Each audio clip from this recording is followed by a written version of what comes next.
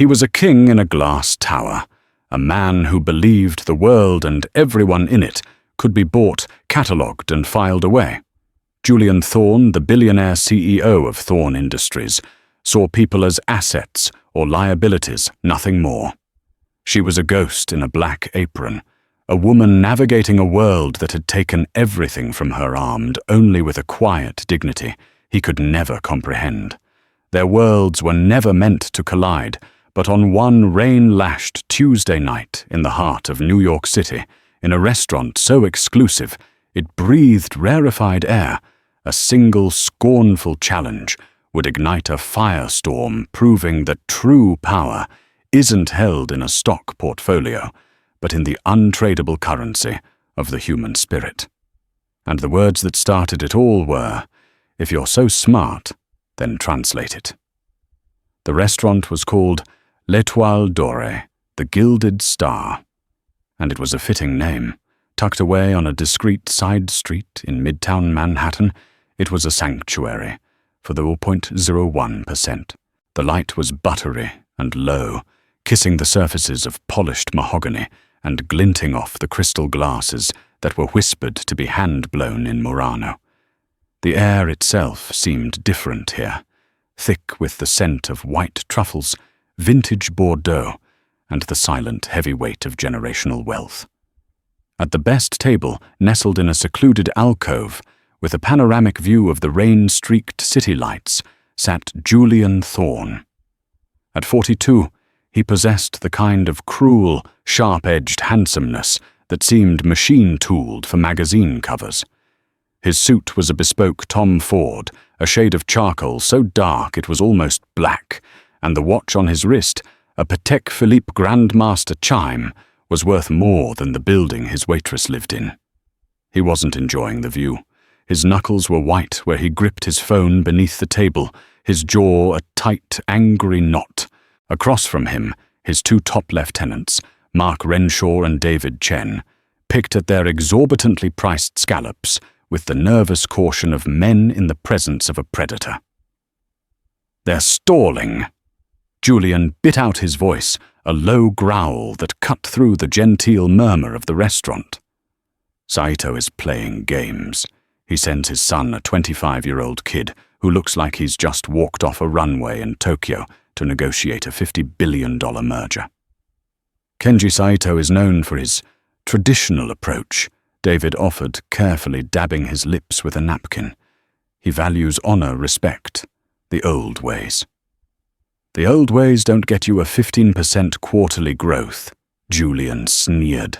"I built Thorne Industries from the ground up, by being 10 steps ahead, not by bowing and scraping and waxing poetic about cherry blossoms.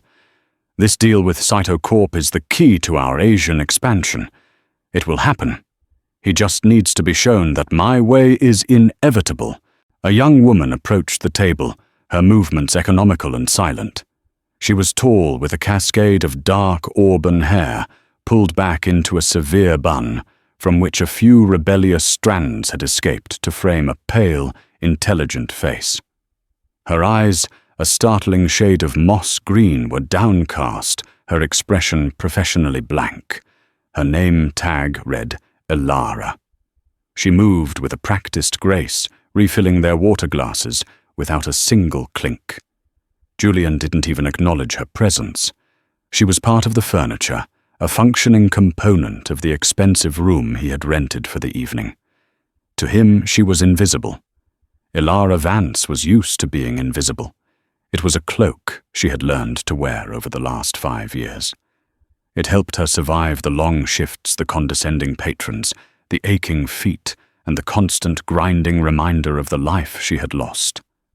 As she poured the sparkling water into Julian Thorne's glass, she could feel the furious energy radiating from him. She had served him before. She knew who he was. The entire world knew who Julian Thorne was, a titan of industry, a ruthless innovator, a man who devoured companies whole and left nothing but scraps for the carrion birds. She knew this better than most. She retreated from the table just as Julian's phone buzzed with an encrypted message. He glanced at it, and a muscle in his cheek twitched violently. "They've sent the final addendum," he said, his voice dangerously low.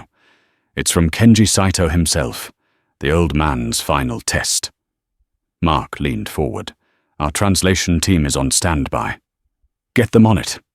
"Now," Julian commanded. He forwarded the file a high-resolution scan of a handwritten document.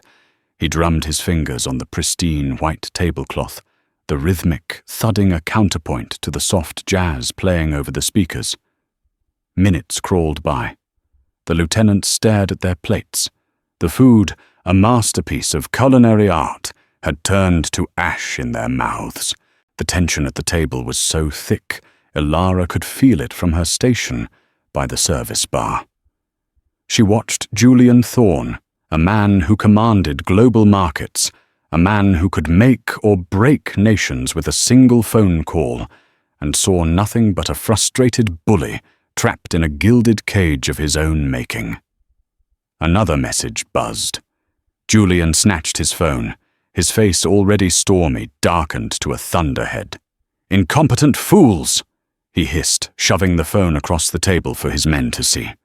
The message from his head translator was apologetic and panicked. "Mr. Thorne, the document is problematic. It's not modern business Japanese. The script is an older form of Sosho, highly cursive and stylized. There are poetic and philosophical references we can't accurately contextualize. We believe it might be a classical quotation. We need a specialist, a linguistic historian, not a business translator. This could take days to decipher properly." "Days!" Julian's voice was a whip crack. "I have until midnight tonight to sign. Saito is testing my resources, my reach. He's making a point." He slammed his palm on the table, rattling the silverware. A few heads turned from nearby tables.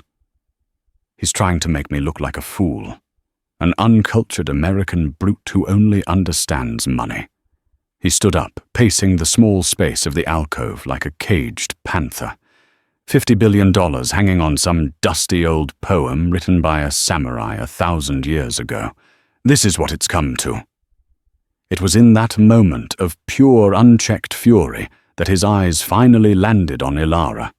She was standing nearby, clearing a neighboring table, her expression still professionally neutral, but her eyes, those intelligent green eyes, were fixed on his phone, which still lay on the table displaying the elegant flowing script of the Japanese document.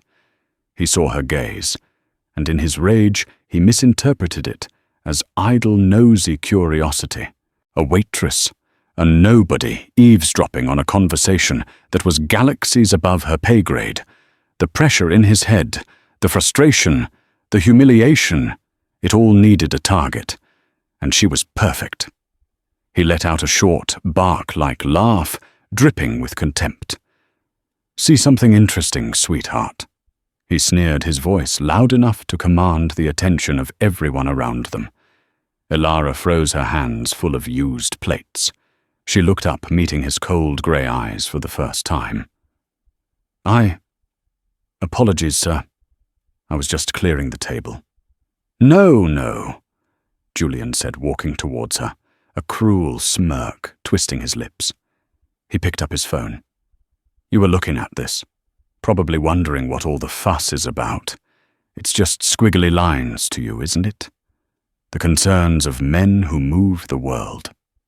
He held the phone out, shoving it towards her face. The ancient Japanese characters glowed on the screen. "This is what's holding up a $50 billion deal, this little piece of paper. My team of highly paid experts with PhDs from Yale and Stanford can't make heads or tails of it." He leaned in closer, his voice dropping to a conspiratorial, mocking whisper that carried through the now silent restaurant. "You've been refilling our water all night, listening in. You look smart. You have that look of someone who thinks they know better, stuck in a dead-end job." He gestured around the opulent room. "So how about it? You want to take a shot?" The humiliation was thick and suffocating. Mark and David stared at their laps, mortified. The other patrons watched a mixture of shock and morbid curiosity on their faces. Julian Thorne, the billionaire CEO, was bullying a waitress. He saw her chin lift a flicker of something defiant anger in her green eyes. It only fueled his scorn. "Come on," he taunted, his voice rising again. "It's your big chance to impress us all." He laughed, a humorless, grating sound. "If you're so smart, then translate it." The world seemed to shrink, condensing into the small space between Julian Thorne's sneering face and Ilara Vance's quiet composure. The ambient noise of the restaurant, the clinking of cutlery, the soft music, the low hum of conversation had evaporated, replaced by a silence that was louder than any sound. Every eye was fixed on them, on the billionaire holding out his phone like a scepter, and the waitress holding a stack of dirty plates like a shield. Mark Renshaw wanted the floor to swallow him whole. This was a catastrophic breach of decorum. This was the kind of ugly viral video moment that could tarnish a reputation. He shot a desperate look at David, who simply shook his head, his expression grim. There was no stopping Julian when he was like this. Ilara's mind, however, was a maelstrom of conflicting currents. Humiliation warred with a cold, simmering rage she hadn't felt in years. This man, this icon of corporate savagery, stood before her, dripping with arrogance, utterly oblivious. He saw a waitress, a social inferior to be used as a whetstone for his frustrations. He had no idea he was speaking to the daughter of Professor Alistair Vance. He had no idea that his company, Thorne Industries, had been the architect of her family's ruin, the unseen hand that had pushed her brilliant father into an early grave and sent her spiraling from the hallowed halls of Cambridge University into this life of anonymous servitude. All the pain, all the grief, all the nights spent staring at the ceiling of her tiny apartment, wondering how life could be so cruel, it all coalesced into a single sharp point of clarity. For 5 years she had been a ghost. For 5 years she had hidden her mind, her education, her very soul behind a polite vacant smile and a black apron. But in that moment, Julian Thorne had not just insulted a waitress. He had desecrated a memory. The script on his phone, the beautiful flowing Socho, was not just squiggly lines. It was a piece of history, a work of art, a language she had spent hundreds of hours studying with her father. His face alight with passion as he explained the nuances of a single brushstroke. Julian was still smirking, enjoying his power play. "What's the matter, cat? Got your tongue? Or maybe it's just a little above your head. Don't worry, I won't charge you for the lesson." Slowly, deliberately, Ilara placed the dirty dishes onto a nearby serving cart. She wiped her hands on her apron, her movements unhurried and precise. She then looked directly at Julian Thorne, and for the first time he saw her. He saw past the uniform and the tired expression and looked into her eyes. He expected to see fear or tears or embarrassment.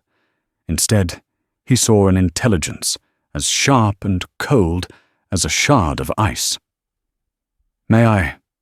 she asked, her voice, quiet but clear, cutting through the silence. She held out her hand for the phone. The sheer audacity of it took him aback. He had expected her to scurry away. Instead, she was calling his bluff. A flicker of surprise, quickly replaced by amusement, crossed his face. This was more entertaining than he'd anticipated.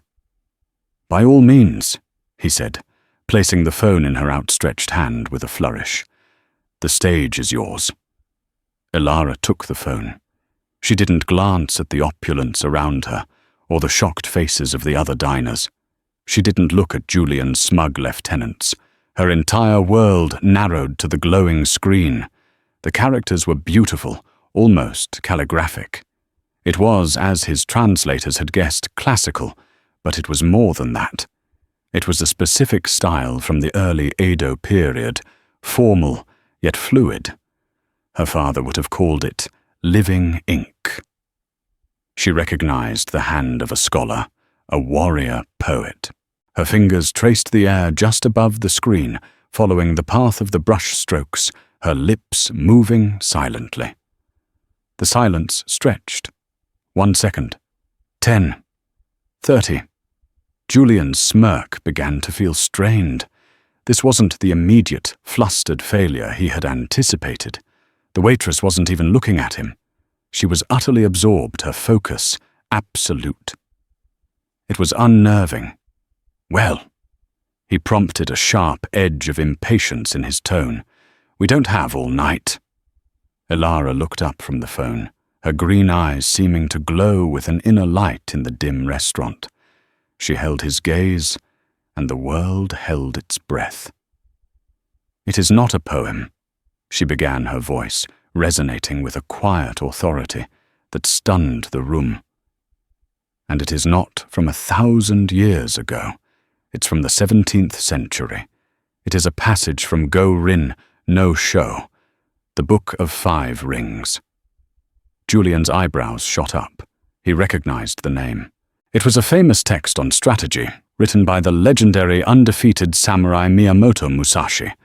It was required reading for business executives in the 80s and 90s. Anyone could guess that he scoffed, recovering his swagger. It's the oldest trick in the Japanese business playbook.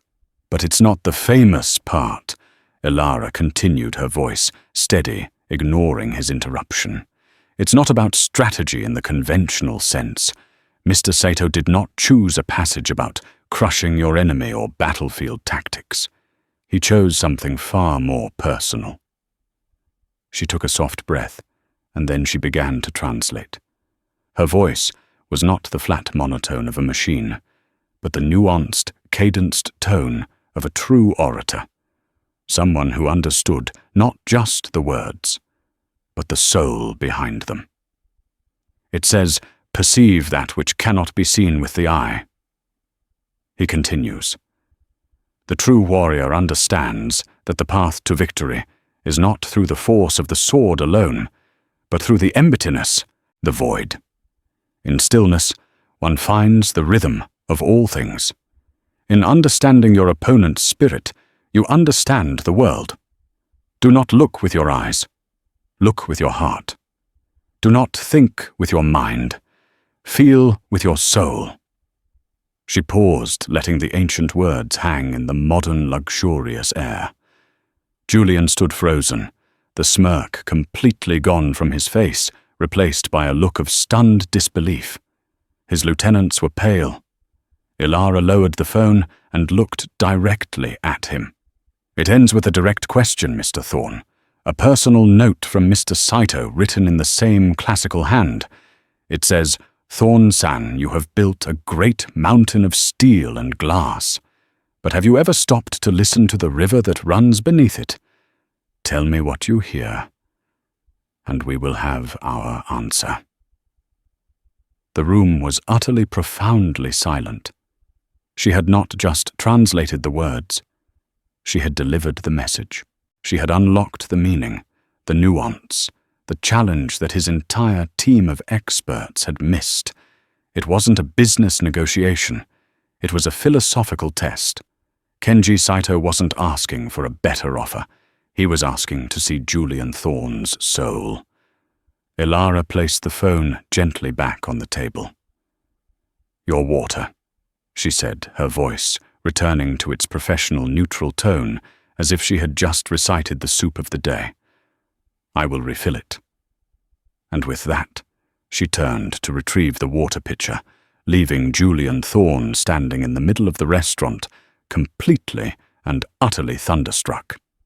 The billionaire CAO, the master of the universe, had just been publicly, profoundly, and gracefully checkmated by a waitress, and he had absolutely no idea what to do next.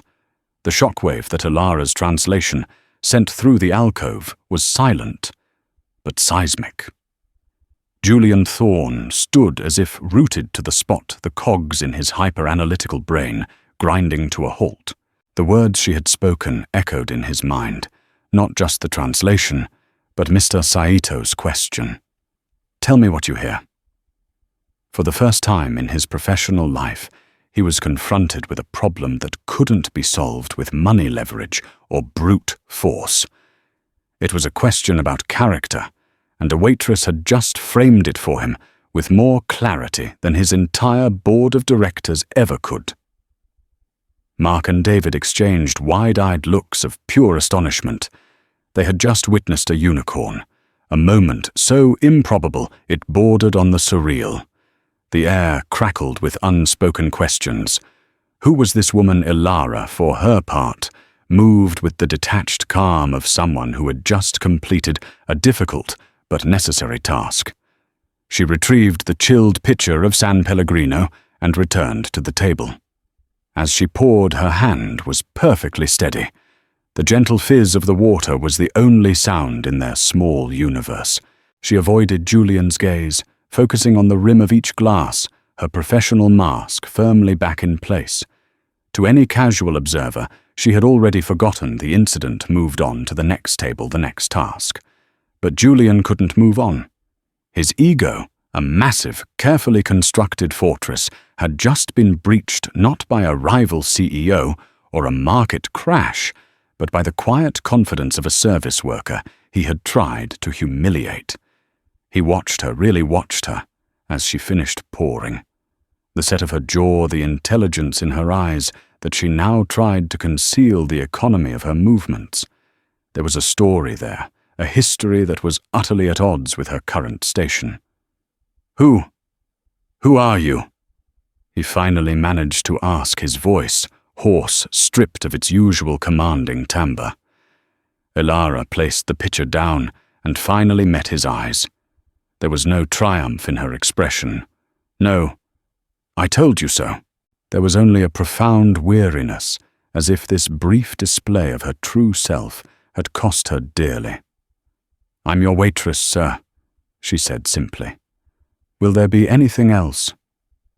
The polite professional dismissal was more stunning than any gloating could have been.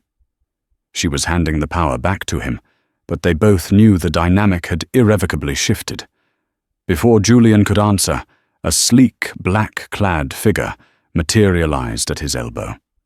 It was the restaurant's manager, Monsieur Dubois, a man whose permanent expression was one of pained discretion. "Is there a problem here, Mr. Thorne?" He asked, his voice a silken whisper, though his eyes darted nervously towards Elara. The commotion had not gone unnoticed. Julian felt a flush of anger, quickly followed by a strange new wave of shame. He had caused this scene. He had behaved like a boorish tyrant. "No, Monsieur Dubois," he said, his voice tight. "There is no problem. In fact, your employee here has just provided an invaluable service." Dubois looked from Julian to Elara, his confusion palpable. "Elara, she poured your water, monsieur. She did more than that," Julian said, his mind racing. He needed to control this situation. He needed answers. "Give me a moment." He gestured for Dubois to leave a dismissal. The manager was only too happy to obey. Julian turned back to Elara. The arrogant bully was gone, replaced by a calculating businessman. "Name your price," he said, his voice low and urgent. "A finder's fee, a consulting fee, whatever you want to call it. You just saved a multi-billion-dollar deal from collapsing. $10,000. 20. Wire transfer. It'll be in your account before you clock out." He expected gratitude, surprise, perhaps a negotiation. He was offering her what was likely a year's salary or more for a few minutes of work. It was how his world operated. Every service had a price. Every person had a number. Elara looked at the man who had, with casual cruelty, destroyed her family's financial security, ruined her father's reputation, and indirectly caused his death. And now he was offering her pocket change, a tip for a skill her father had lovingly nurtured in her. The irony was so bitter, it felt like acid in her throat. "I don't want your money, Mr. Thorne," she said, her voice quiet, but laced with steel. Julian was floored. What, don't be a fool. Everyone wants money. What is it then? A job, I'll hire you. You can work for my translation division. I'll triple what they make. I'll give you a corner office. He was trying to put her back into a box. He could understand the ambitious underling, the diamond in the rough he could polish and own. No, thank you, she said, her finality like a closing door. I am not for sale, and my skills are not for hire, especially not to you. The last 3 words were delivered with a subtle but unmistakable edge of ice. It was personal. This wasn't just professional pride. This was something deeper, something visceral. Before he could process it, she gave a slight, formal nod. If you will excuse me, sir. Table 7 needs their check. And she walked away, leaving him standing there amidst the wreckage of his assumptions. She disappeared into the choreographed chaos of the restaurant, becoming just another anonymous figure in a black uniform. Julian sank back into his chair, stunned into silence. Mark and David watched him, unsure of what to say. The power had completely drained from his posture. He looked smaller. David, he finally said, his voice barely a whisper. The answer. For Saito. He ran a hand through his perfectly styled hair, messing it up for the first time all night. The river. He asked what I hear in the river beneath the mountain of steel and glass. David cleared his throat. It's a metaphor, Julian. For tradition culture, the spirit of the company beneath the corporate structure. No. Julian interrupted, his eyes fixed on the spot where Elara had stood. It's more than that. He thought of his company, Thorn Industries, a monolith of aggressive growth acquisitions and relentless forward momentum. He had built it to be a fortress, impenetrable and unfeeling. What was the river beneath it? He thought of the hostile takeovers, the redundancies, the small family-owned businesses swallowed whole, the lives disrupted, the collateral damage. He looked at the document on his phone, at the elegant script that a waitress had understood better than his entire company. Then he looked at her across the room, presenting a check to a laughing couple, her face once again a placid, unreadable mask. He had his answer for Mr. Saito. He quickly typed a reply, his thumbs flying across the screen. It was short, honest, and completely out of character. Saito-san, I have spent my life building the mountain, believing it was the only thing that mattered. I have never learned to listen to the river. Until tonight. All I hear is silence where there should be a voice. I was deaf. I am asking for the chance to learn how to listen. Let's meet tomorrow, just you and me. No teams, no lawyers. He hit send. Almost immediately his phone pinged. A reply from Kenji Saito's personal number. It was a single word in English. Tomorrow. The deal was back on track. A wave of relief washed over him, but it was immediately replaced by a gnawing, obsessive curiosity. He had solved one puzzle only to be confronted by a much more profound one. He gestured for Mark. I want to know who she is, he said, his voice a low, intense command. Her name is Elara. Find out everything. Where she went to school, where she grew up, who her family is. I want a full background check on my desk by morning. Use Thomas Hayes at Kroll. I don't care what it costs. Julian Thorne had built his empire on information and leverage. He may have been outmaneuvered tonight, but the game wasn't over. He would get his answers. He would understand the waitress who translated 17th century Japanese and refused a fortune. He would solve the puzzle of Elara Vance. And in doing so, he had no idea he was about to uncover a truth that would shatter his world far more completely than any business deal ever could.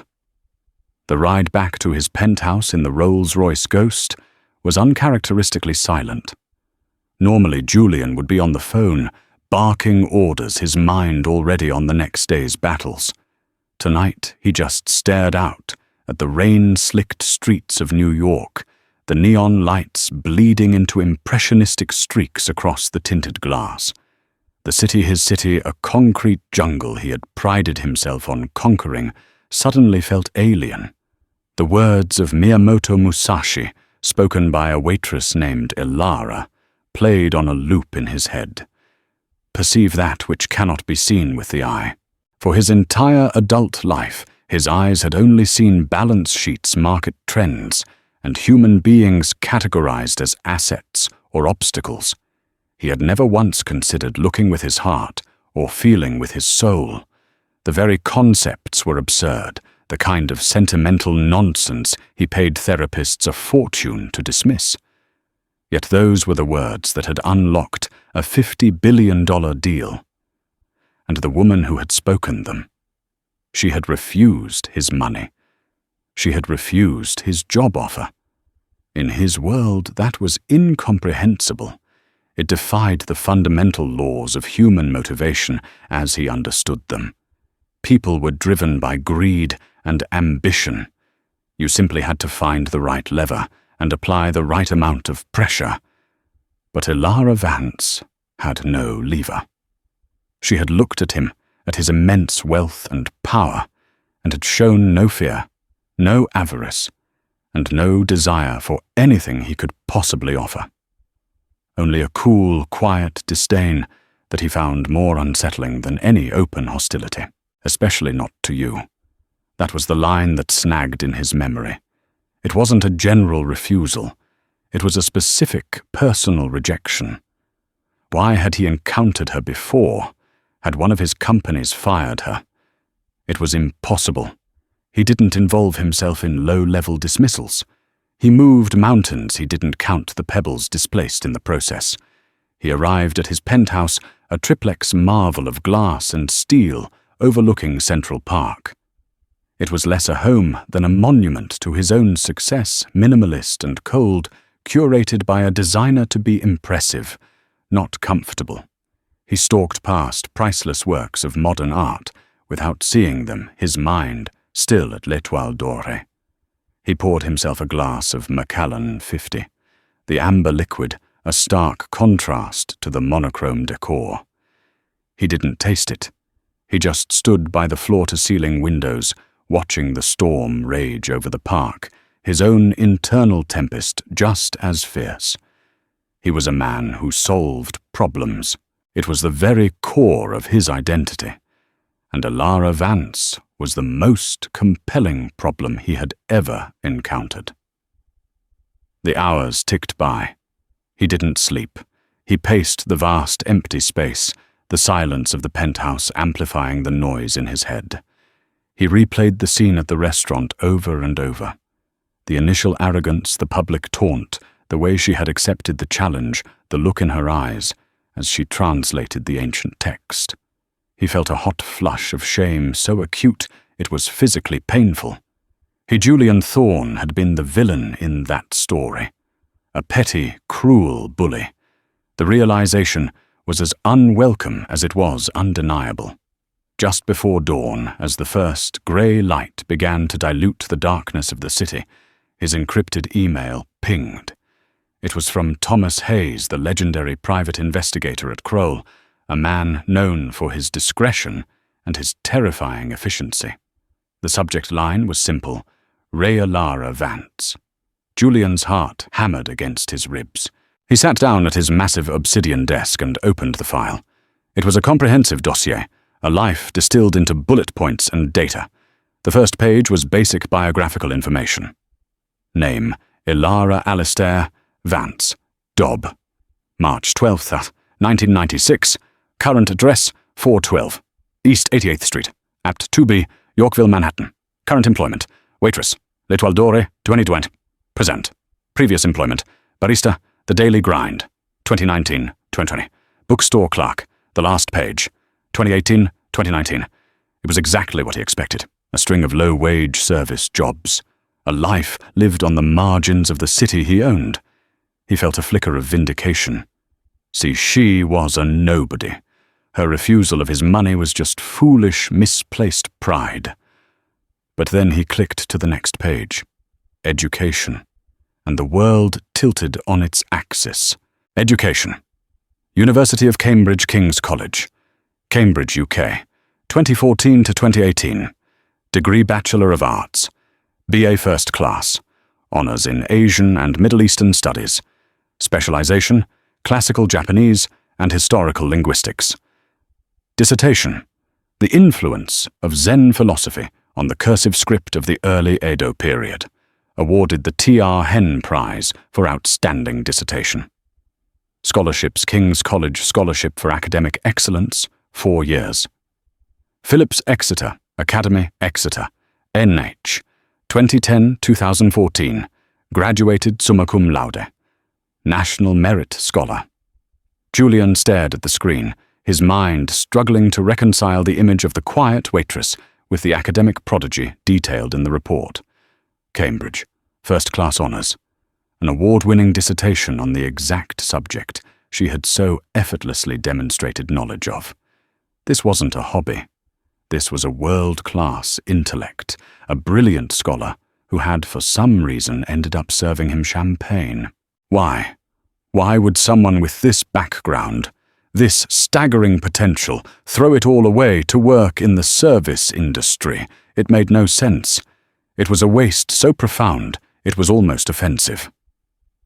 He scrolled further down, past academic awards and language proficiencies, Japanese, classical and modern, Mandarin, ancient Greek, Latin. He was looking for the disruption, the event that had derailed this brilliant trajectory. He found it under the section titled Family. Family. Father, Dr. Alistair Vance, deceased 2018. Mother Eleanor Vance, deceased 2010. He paused at the father's name. Dr. Alistair Vance. The name seemed vaguely familiar, but he couldn't place it. He clicked on the hyperlink attached to the name. A new file opened a biography of Ilara's father. Name, Dr. Alistair James Vance. Profession Professor of East Asian Studies, Columbia University, 1995, 2018.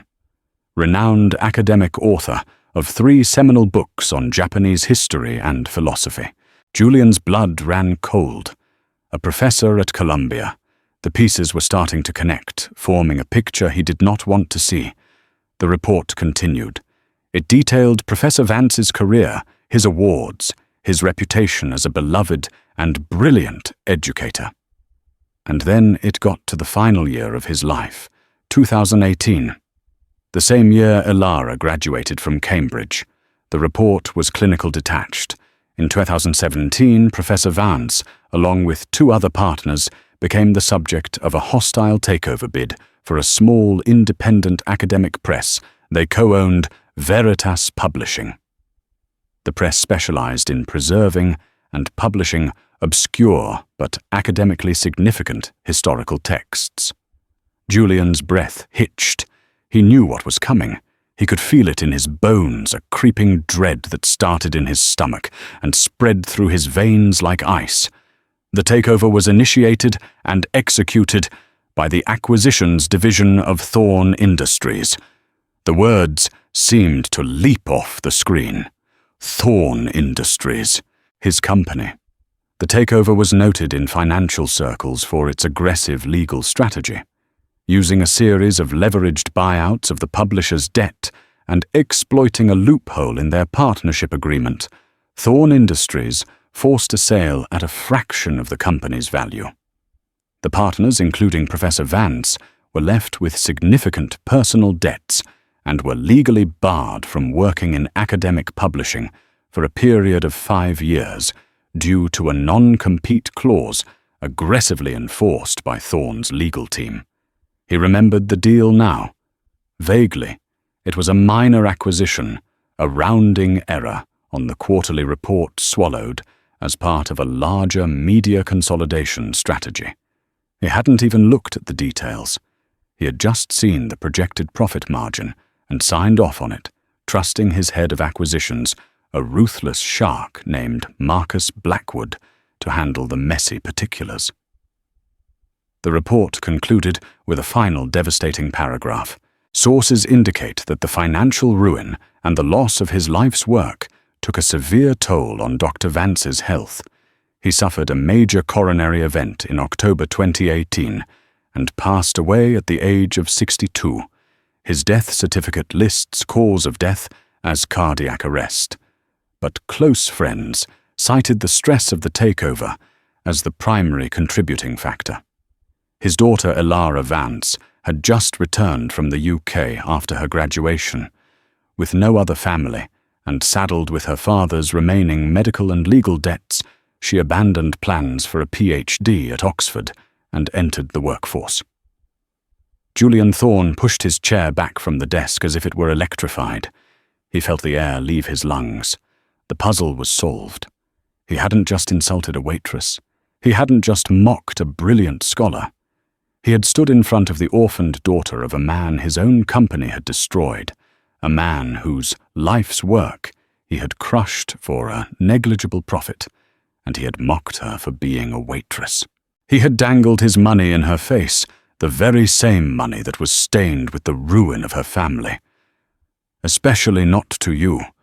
The words now made perfect sickening sense. Her rejection wasn't pride, it was judgment. The sun was rising over New York City, casting long shadows that reached into his sterile, empty home. But for Julian Thorne, the world had just gone completely, terrifyingly dark. The dawn that broke over Manhattan was grey and unforgiving, mirroring the landscape of Julian Thorne's soul. He hadn't moved from his desk. The investigator's report glowed on the screen, an indictment colder and more damning than any legal document. Each word was a nail in the coffin of his self-perception. Hostile takeover, aggressive legal strategy, financial ruin, loss of his life's work. These were the sanitized corporate euphemisms for the destruction of a man's life. A man named Alistair Vance, a respected professor, a beloved father, a man whose face Julian couldn't even picture because he had never bothered to look. He had been a line item on a spreadsheet, an obstacle to be removed, and Julian had signed the order without a second thought. He felt a wave of nausea. He who prided himself on control, on knowing every variable, had been operating in a state of profound and willful ignorance. He had built his mountain of steel and glass, as Mr. Sato had said, but he had never considered the bedrock it was built upon: the shattered lives, the broken dreams, the forgotten names. Elara Vance was no longer a puzzle. She was a ghost, a living testament to the human cost of his ambition. Her quiet dignity in the restaurant was not the meekness of a service worker. It was the profound strength of a survivor. Her refusal of his money wasn't an act of foolish pride. It was a reclamation of her honor, a defiance that his wealth could not touch. He was the architect of her ruin, and last night he had danced on the wreckage, drunk on his own arrogance. The shame was a physical thing, a crushing weight on his chest that made it hard to breathe. His meeting with Kenji Saito was in 3 hours. The $50 billion merger that had been the center of his universe yesterday now felt trivial, almost obscene. How could he sit across from a man who valued spirit and honor and pretend to be his equal?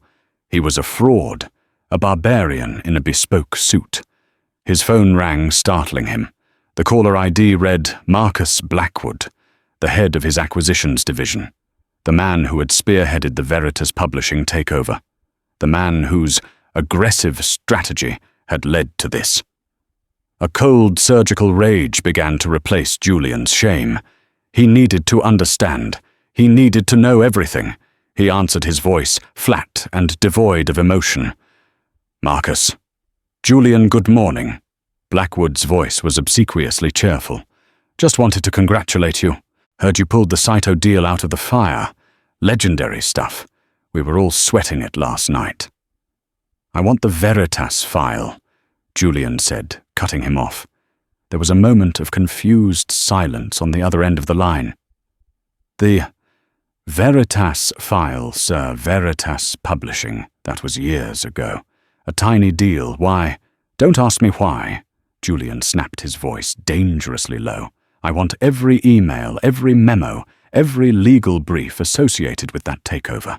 I want the full unredacted history of the deal on my desk within the hour. Is that clear?" Of course, Julian. Right away.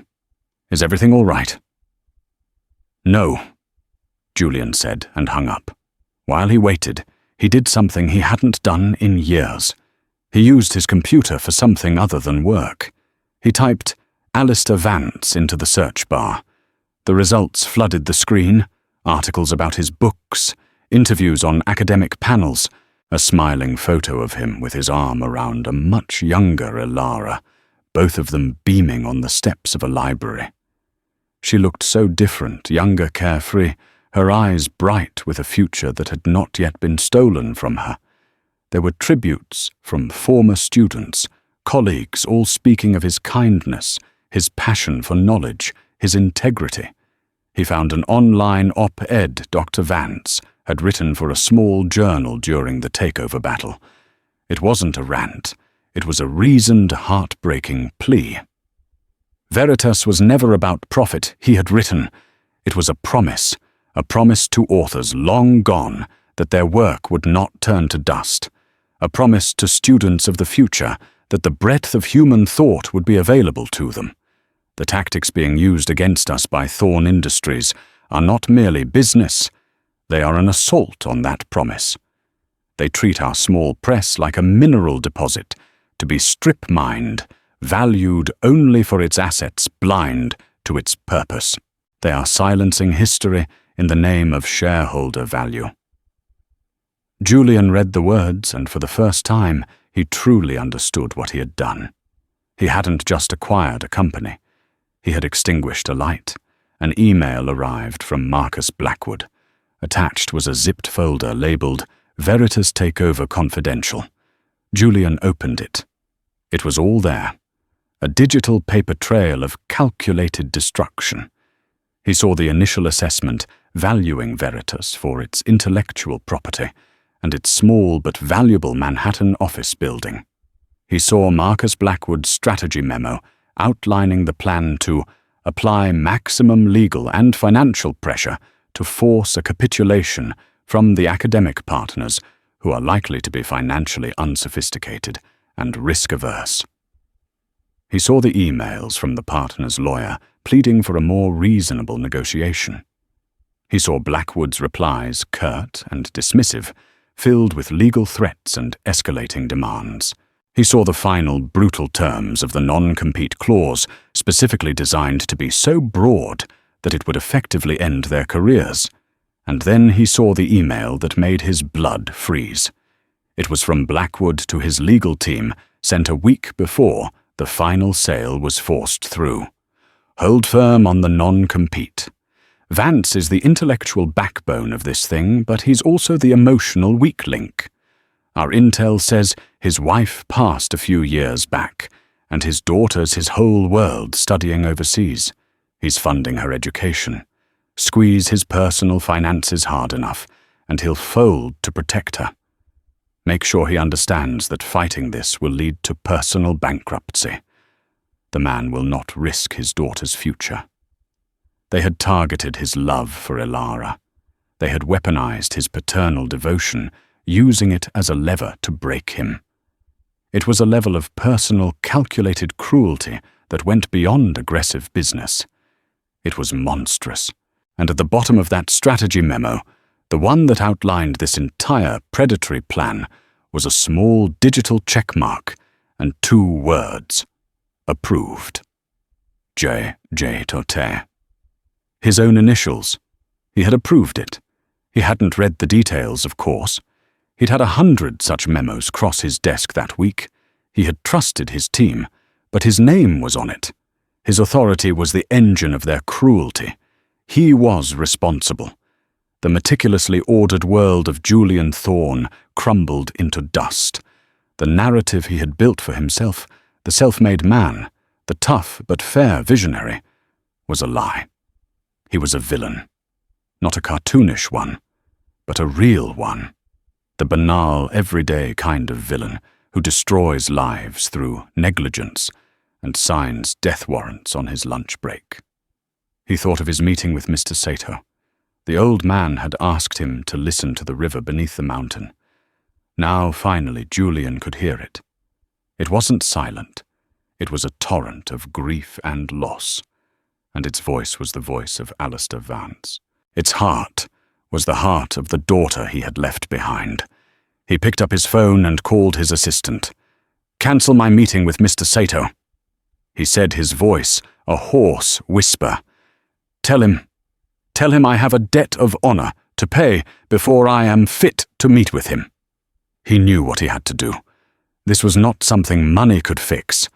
This was not something an apology could mend. But it had to start somewhere. It had to start with him facing the ghost he had created. He had to go see Elara Vance, not as a billionaire CEO, but as the man who had ruined her life.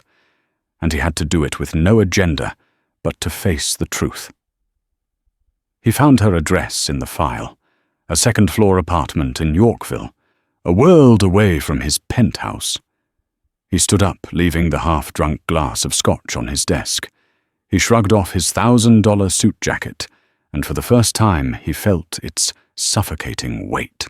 He was going to walk into the real world, stripped of his power and his pretense, and confront the woman who held up a mirror and forced him to see the monster inside.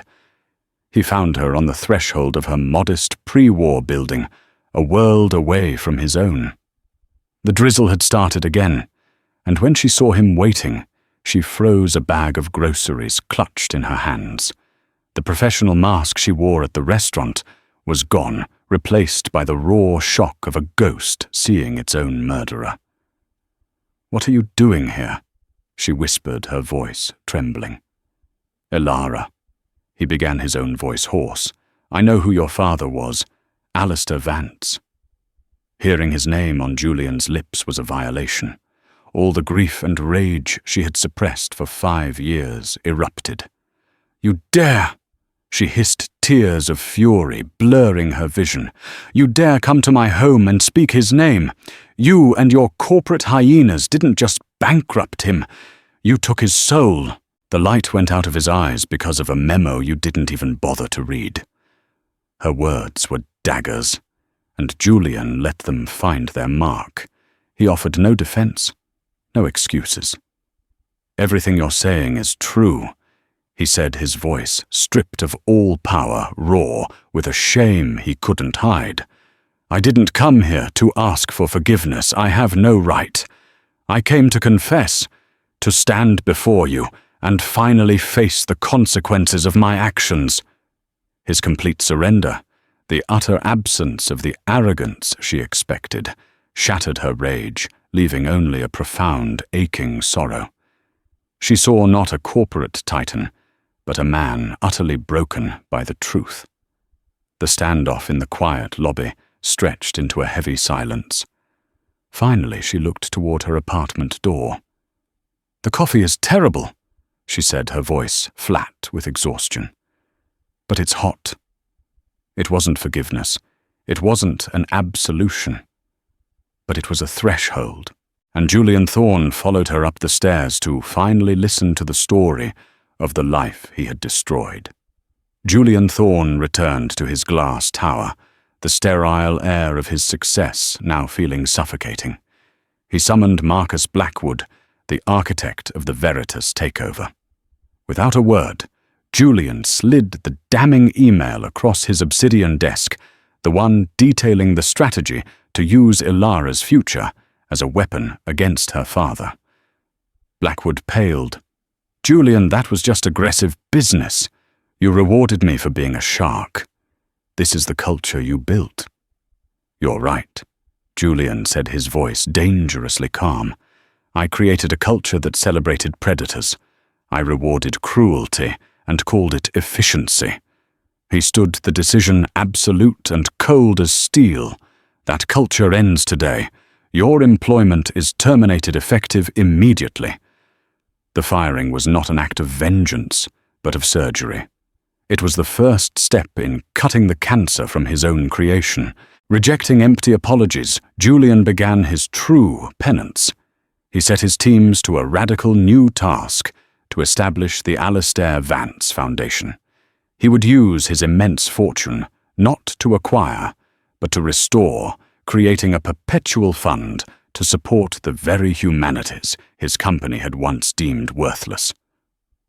That evening he called Kenji Saito.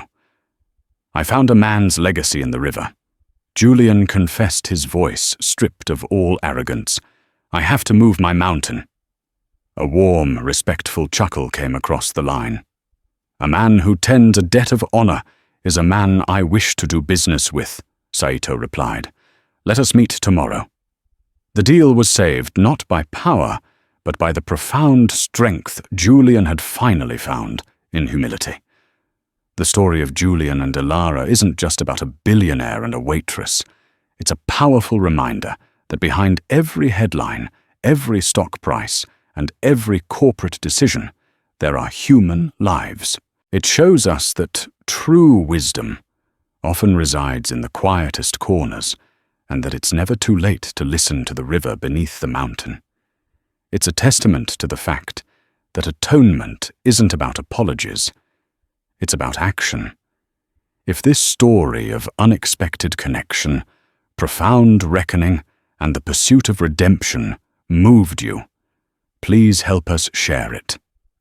Click the like button, share this video with someone who would appreciate it, and don't forget to subscribe to our channel for more stories that challenge the heart and mind. Let us know in the comments, what does the river beneath your mountain sound like? We'd love to hear your thoughts. Thank you for listening.